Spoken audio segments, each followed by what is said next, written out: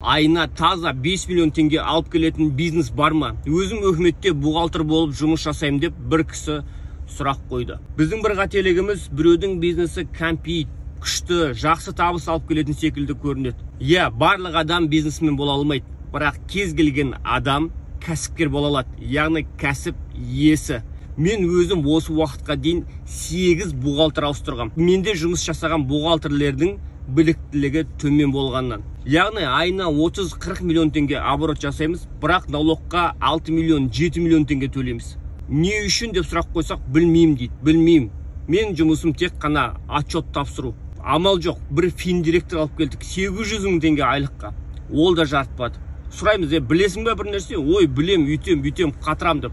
Сөйтсек біліктілігі жоқ екен. Амал жоқ, менің көмекшім Нұржан екеуміз Индонезияға барып, сол білімді өзіміздің ұстазымыздан оқып, өзіміздің компанияға және тағы да компанияларға ендірдік.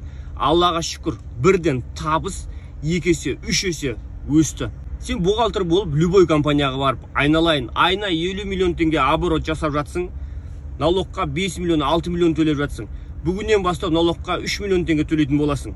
Осы қызметті жасап бергенім үшін 1 миллион теңге алам десең, саған жармасады. Маңызды емес, қандай мамандықта, режиссер боласың ба, операторсың ба, мықты шеге қағатын адам болшы.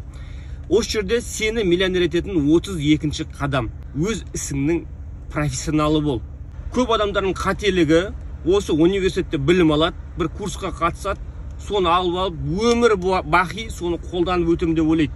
Күнде бір жаңалық еніп отыр. Күнде хотя бы 1 сағат уақытыңды, біліктілігіңді арттыруға жұмса, сенен артық профессионал болмайды. В общем, өз ісіңнің маманы бол, кемі айына 3 миллион, 5 миллион табатын боласың.